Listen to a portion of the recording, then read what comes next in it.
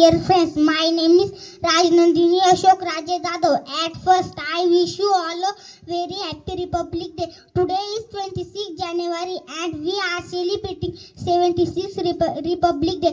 Republic Day is National Festival of India.